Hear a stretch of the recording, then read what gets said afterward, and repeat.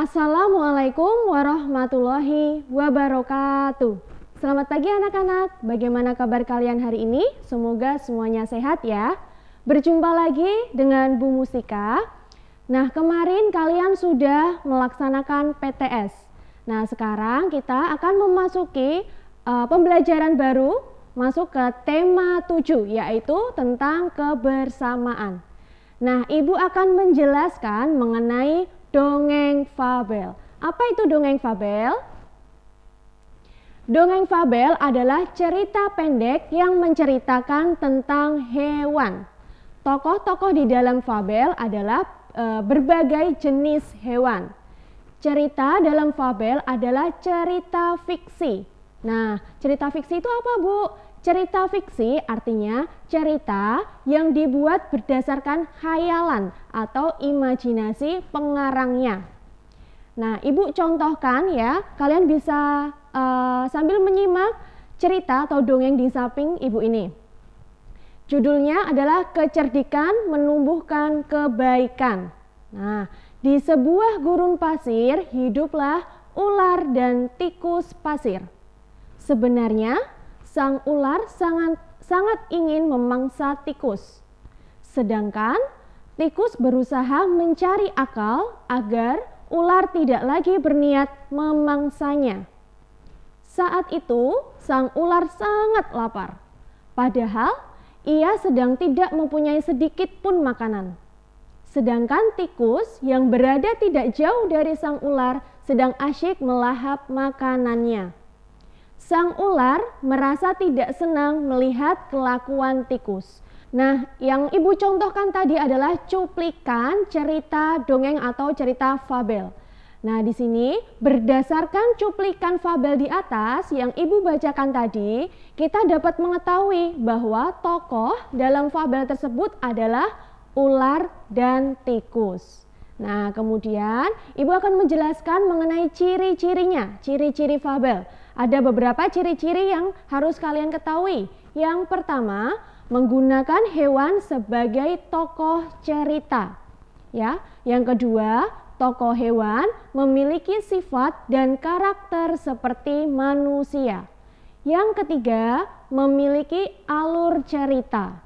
Dan yang keempat, memiliki pesan-pesan moral atau kebaikan di dalam ceritanya. Nah, kemudian kalian akan belajar mengenai unsur intrinsik pada fabel. Nah, unsur intrinsik itu adalah unsur yang membangun karya sastra. Nah, unsur intrinsik itu tadi contohnya sebagai berikut. Yang pertama, ada nama tokoh atau jenis hewan yang terdapat di dalam fabel. Yang kedua, sifatnya, sifat atau watak pada setiap tokoh yang ada di fabel. Yang ketiga, latar tempat pada cerita. Yang keempat, peristiwa penting yang terjadi dalam fabel. Nah, yang kelima, pesan atau nasihat yang ingin disampaikan oleh fabel kepada pembaca. Kemudian kita akan belajar juga mengenai peristiwa penting dalam fabel. Nah, di dalam fabel terdapat peristiwa-peristiwa penting untuk menjelaskan isi fabel itu. Kamu perlu mengingat kembali peristiwa yang ada di dalam fabel. Kemudian yang kedua, isi fabel. Untuk mengetahui isi fabel, kita harus mengetahui tokoh dalam fabel dan peristiwa apa yang terjadi. Oleh karena itu, kita harus melakukan hal-hal sebagai berikut. Yang pertama, kalian harus membaca fabel dengan sungguh-sungguh. Ya, yang kedua, catat nama tokoh yang ada di dalam fabel tersebut. Yang ketiga, catat sifat tokohnya.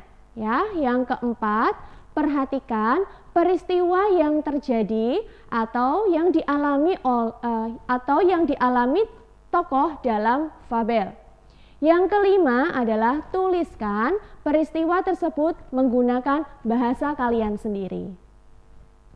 Nah, selain itu, kalian juga bisa belajar bagaimana cara menceritakan isi fabel berdasarkan gambar. Nah, yang dimaksudkan di sini, jadi nanti kalian tidak usah bingung ketika kalian ditampilkan sebuah gambar namun tidak ada teks atau tidak ada cerita. Nah, kalian bisa membuat cerita sendiri berdasarkan gambar yang diberikan. Nah, caranya bagaimana, Bu? Yang pertama, perhatikan gambarnya terlebih dahulu.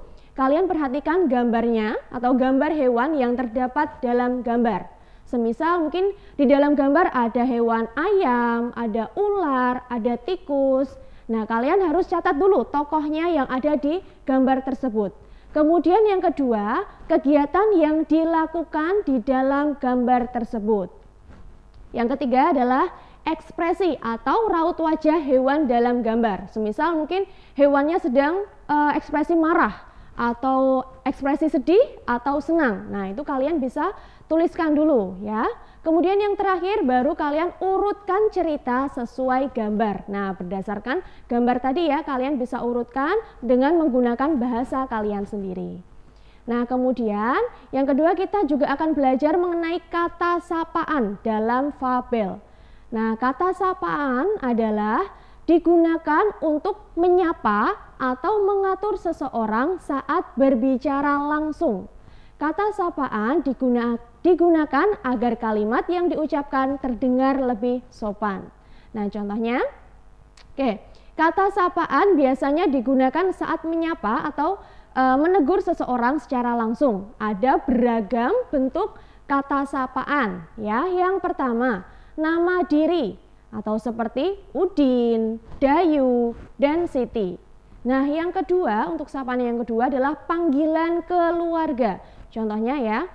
Oke, Ibu jelaskan sedikit untuk panggilan keluarga, yaitu kata yang digunakan saat berbicara dengan anggota keluarga. Seperti contohnya ibu, ada bapak, adik, kakak, dan paman. Kemudian yang ketiga, nama gelar atau profesi seseorang, yaitu nama jabatan atau julukan yang dimiliki oleh seseorang. Contohnya seperti dokter, ada lurah, profesor, nyonya, tuan, dan nona. Nah, yang terakhir adalah nama pelaku atau peserta, yaitu panggilan orang yang ikut serta dalam suatu kegiatan seperti penonton, peserta, hadirin, dan pendengar. Nah, jika dalam bentuk tulisan kata sapaan terdapat pada kalimat yang diberi tanda petik atau dialog atau biasa disebut kalimat langsung. Nah, contohnya seperti apa, Bu? Contoh kata sapaan dalam fabel yang pertama. Nah, kalian bisa lihat ya. Terima kasih ya Noni, ide kamu luar biasa. Aku juga senang, kata Tita. Iya, aku juga. Ternyata kita bisa membuat istana pasir yang keren ya, kata Tobi. Nah, coba kalian perhatikan, di situ ada tanda petik ya, ada tanda petik. Kemudian untuk kata sapaan yang terdapat dalam kalimat yang Ibu bacakan tadi adalah Noni ya. Terima kasih ya Noni, berarti kata sapaannya adalah Noni. Nah, yang kedua, contoh yang kedua, sedang apa kamu di rumahku Lebah? Tanya Tupai. Nah, kalian lihat juga ada tanda petik di situ ya. Sedang apa kamu di rumahku Lebah? Nah, kata sapaan yang terdapat pada kalimat tersebut adalah, ya betul, lebah. Nah, begitu ya anak-anak, kita sudah belajar mengenai cerita fabel dan juga kata sapaan yang tepat.